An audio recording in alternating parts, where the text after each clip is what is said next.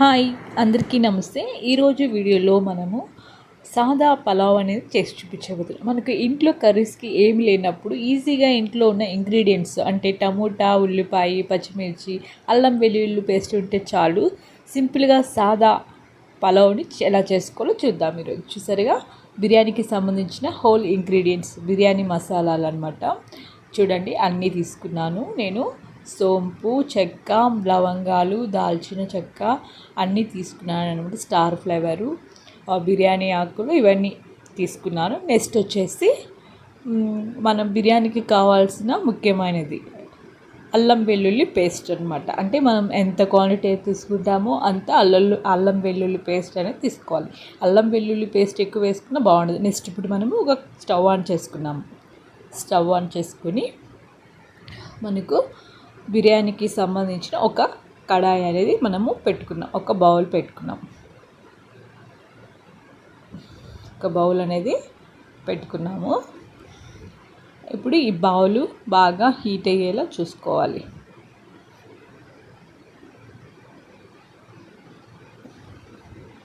చూడండి, bowl heat అవ్వడం అనేది జరిగింది. ఇప్పుడు మనము హీట్ అయిపోయింది బౌలు. ఇప్పుడు నెక్స్ట్ మనము ఈ బౌల్లో మనము చూసారు కదా, ముందు ఈ బౌల్లో మనం నెక్స్ట్ ముందు ఒక స్పూన్ కానీ లేదా 1.5 స్పూన్ కానీ నెయ్యి అనేది యాడ్ చేసుకోవాలి బౌల్లో. నెక్స్ట్ ఆయిల్ అనేది మనం ఎంత క్వాంటిటీ అయితే రైస్ మనం ప్రిపేర్ చేసుకోవాలనుకుంటున్నామో ఆ క్వాంటిటీకి తగ్గ మనం ఆయిల్ అనేది మనము వేసుకోవాలి. ఇప్పుడు ఈ ఆయిల్ అనేది మనకు బాగా హీట్ అయ్యేలా చేసుకుందాం. హీట్ అయిపోయింది ఆయిల్ అనేది. ఇప్పుడు మనము బిర్యానీ హోల్ ఇంగ్రీడియంట్స్ తీసుకున్నాం కదా, బిర్యానీ మసాలాలన్నీ అవే. ఇప్పుడు ఆయిల్ హీట్ అయింది. ఆయిల్లో అనేది హోల్ బిర్యానీ మసాలాలన్నీ వేసుకున్నాము. అవి లైట్ గోల్డెన్ కలర్ వచ్చేలాగా మనము గరిటెతో బాగా వాటిని వేయించుకోవాలి. చూడండి, లైట్ గోల్డెన్ కలర్ వచ్చేసాయి. మరీ ఉంచితే మరీ మాడిపోవడం అనేది జరుగుతుంది. ఇప్పుడు నెక్స్ట్ మనము కట్ చేసి పెట్టుకున్న బిర్యానీకి సంబంధించినవి పచ్చిమిర్చి వేసుకున్నాము. చూసారు కదా, స్పైసీగా కావాలంటే పచ్చిమిర్చి ఎక్కువ తీసుకోవచ్చు. నెక్స్ట్ ఆనియన్స్ వేసుకున్నాము. ఎప్పుడు కూడా ఆనియన్స్ అనేది బాగా టమోటా బాగా ఎర్రగా అనేది బాగా మనము వేయించుకున్నామంటే మనకు బిర్యానీ అనేది మంచి కలర్, మంచి టేస్టీగా అనేది ఉంటుంది. కొంతమంది ఆనియన్స్ బాగా వేగకుండానే వేసేస్తారనమాట. చూసారా, పచ్చిమిర్చి ఆనియన్స్ వేసుకున్నాము. నెక్స్ట్ పుదీనా వేసుకున్నాము అనమాట. ఇప్పుడు ఇవి బాగా ఈ పచ్చిమిర్చి, ఈ ఆనియన్, ఈ పుదీనా ఇవి బాగా వేగే వరకు మనము గరిటెతో బాగా తిప్పుకోవాలి.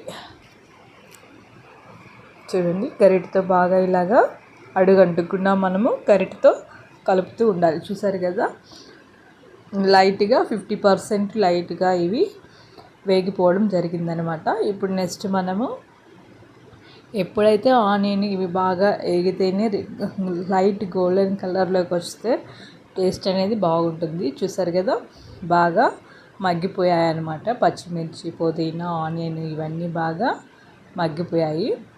చూడండి, బాగా మగ్గిపోయాయి అన్నమాట.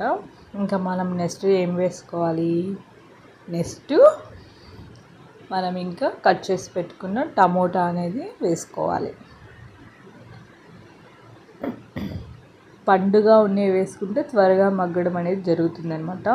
ఇప్పుడు కట్ చేసి పెట్టుకున్న టమోటాలు వేసుకున్నాము. ఇవి మళ్ళీ గరిటెతో బాగా ఇవి టమోటాలు ఈ గుజ్జు అంతా బాగా కలిసిపోయి బాగా మగ్గేలా బాగా గరిటెతో తిప్పుకొని కాసేపు బాగా మగ్గేలా చేసుకోవాలి. చూడండి,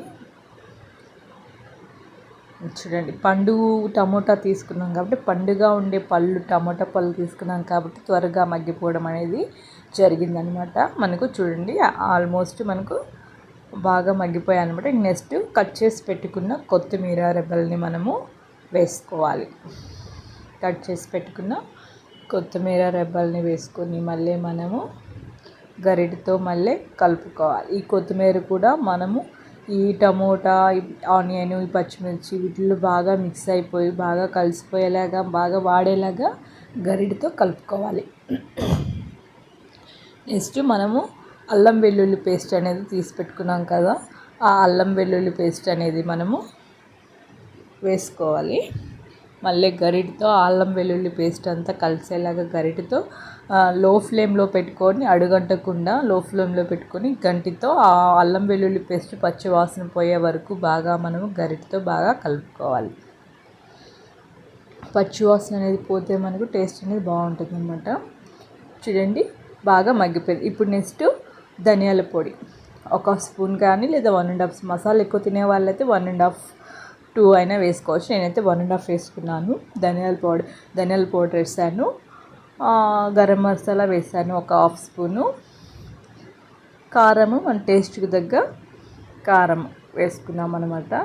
నేనైతే 1 స్పూనే వేసాను. అంటే మనం పచ్చిమిర్చి కూడా తీసుకున్నాం కాబట్టి, అంటే నేను తీసుకున్న రైస్ క్వాంటిటీకి నేను 3 పచ్చిమిర్చి తీసుకున్నాను కాబట్టి 1 స్పూను కారం వేసుకుని సరిపోతుంది అనమాట. మళ్ళీ గరం మసాలా అన్నీ వేసాను కాబట్టి సరిపోతుంది. ఇప్పుడు ఉప్పు టేస్ట్కి తగ్గ ఉప్పు అనమాట. 2 స్పూన్స్ ఉప్పు అనేది మనము వేసుకోవాలి. ఇప్పుడు ఆ ఉప్పు అనేది మామూలుగా వాటర్లో వేసుకుంటారు కొంతమంది, అలా కూడా. కానీ ఇలా వేసామంటే ముందు మసాలాలో వేసామంటే ఇలా మసాలాకి బాగా ఉప్పు అనేది పడుతుంది అనమాట. టేస్ట్ అనేది బాగుంటుంది. చూసారు కదా, ఆల్మోస్ట్ మసాలా అంతా వేగిపోయింది. ఇలాగే ఎర్రగా బాగా ఇలాగ మగ్గేలా మనం చేసుకొని అప్పుడు రైస్ అనేది ప్రిపేర్ చేసుకుంటే టేస్ట్గా ఉంటుంది, మంచి కలర్ అనేది వస్తుంది అనమాట. ఇప్పుడు మనము బియ్యంకి తగ్గ వాటర్ మనము కొలుచుకోవాలన్నమాట. అంటే 1 గ్లాస్ తీసుకుంటే 1 గ్లాస్కి వాటర్ ఎంత, 1.5 గ్లాస్. నేను 2 గ్లాసెస్ తీసుకున్నాను కాబట్టి 2 గ్లాస్కి 3 గ్లాస్ వాటర్ నేను ముందే ఆ బాటిల్లో తీసి పెట్టుకున్నాను. 3 గ్లాస్ వాటర్ అనేది వేసుకున్నాం అనమాట. వాటర్ వేసేసుకున్నాము. ఇప్పుడు మనం టేస్ట్ కోసము టేస్టింగ్ సాల్ట్ అనమాట, కొంచెము టేస్టింగ్ సాల్ట్ అనేది మనము వేసుకుంటే టేస్ట్ అనేది బాగుంటుంది అనమాట. ఈ టేస్టింగ్ సాల్ట్ అనేది ఆ ప్రెగ్నెంట్ లేడీస్ ఎవరైనా ఇంట్లో ఉంటే ఈ టేస్టింగ్ సాల్ట్ అనేది మీరు అవాయిడ్ చేసుకోవచ్చు. ప్రెగ్నెన్సీ లేడీస్ అనేది ఈ టేస్టింగ్ సాల్ట్ ఇవనేది వాళ్ళు తినకూడదు అనమాట. అందుకని ఇది ప్రెగ్నెన్సీ లేడీస్ ఎవరైనా ఇంట్లో ఉన్న వాళ్ళు ఎవరైనా ఉంటే ఇది అవాయిడ్ చేసుకోండి. ఇది ఆప్షనల్ మాత్రమే. నెక్స్ట్ మనము నానబెట్టుకున్న ఒక 1/2 అవర్ ఆ రైస్ నానబెట్టుకున్నాం కదా, వాష్ చేసుకొని ఆ రైస్ని మనము బియ్యం అన్నీ వడపోసుకొని ఆ రైస్ అనేది ఇప్పుడు మనము ఎసురు వేసేసుకోవాలన్నమాట. బిర్యానీ ఎసురులో వేసేసుకోవాలి. ఇప్పుడు బాగా అంతా కలిసేలాగా మనము గరిటెతో తిప్పుకోవాలి. ఊరికే గరిటెతో మళ్ళీ తిప్పకూడదు అనమాట. ఫస్ట్ వేసిన తర్వాత గరిటె తిప్పాలి. మళ్ళీ కాసేపు అయ్యాక మళ్ళీ ఒకసారి తిప్పితే చాలు. ఊరికి గరిటెతో తిప్పామంటే రైస్ అనేది విరగడం జరుగుతుంది అనమాట. ఇప్పుడు ప్లేట్ అనేది పెట్టేసుకున్నాం. ఇప్పుడు ప్లేట్ తీసి మళ్ళీ చూద్దాం. చూసారు కదా, ఇప్పుడు మళ్ళీ గరిటె తీసుకొని మనము రైస్ అంతా 50% రైసు అయిపోతుంది. మళ్ళీ గరిటెతో అడుగంటకుండా మళ్ళీ సైడ్ అంతా మనము మధ్యలో తిప్పుకోవాలి. గరిటెతో మనము బాగా మళ్ళీ మసాలా అంతా బాగా కలిసేలాగా తిప్పుకోవాలన్నమాట గరిటెతో. ఇప్పుడు మళ్ళీ మనము ప్లేట్ అనేది పెట్టుకోవాలి.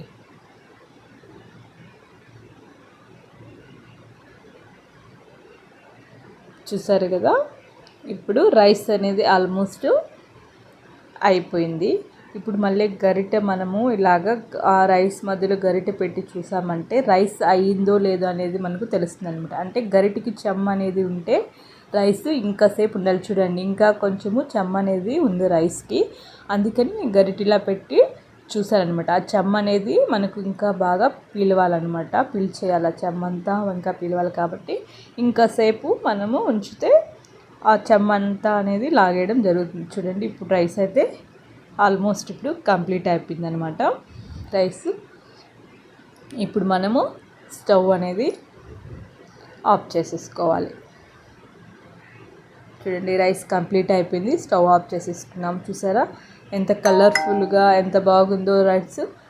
సాదా పలావు రెడీ అయిపోయి. ఇలా ఇంట్లో ఏ కర్రీస్కి లేనప్పుడు ఇలాగా సింపుల్గా అల్లం వెల్లుల్లి పేస్ట్ టమోటాలు ఉంటే ఇలా ఈజీగా సింపుల్గా రుచిగా ఉండే సాదా పలావ్ని చిటికలో రెడీ చేసేసుకోవచ్చు. మరి ఇంకెందుకు లేట్, మీరు కూడా మీ ఇంట్లో ఏమీ లేనప్పుడు ఇలాగే రుచిగా టేస్టీగా ఉండే సింపుల్గా రెడీగా అయిపోయే సాదా పలావ్ని రెడీ చేసేసుకోండి. ఇది మీకు నచ్చితే లైక్ చేసి షేర్ చేసి సబ్స్క్రైబ్ చేయండి ఫ్రెండ్స్. చూసారు కదా ఎంత బాగుందో, ఎంత కలర్ఫుల్గా ఉందో. మనం మళ్ళీ ఎక్కువ మసాలాలు వేసుకున్నా కూడా టేస్ట్ అనేది బాగుండదు అనమాట. చూసారు కదా సింపుల్ ఇంగ్రీడియంట్స్ సింపుల్గా ఈజీగా రెడీ చేసుకున్నాం. ఎంత బాగుందో కదా రుచిగా. నచ్చితే లైక్ చేసి షేర్ చేసి సబ్స్క్రైబ్ చేయండి friends. Thank you so much అండి. అందరికీ చూసిన వాళ్ళందరికీ థ్యాంక్ యూ.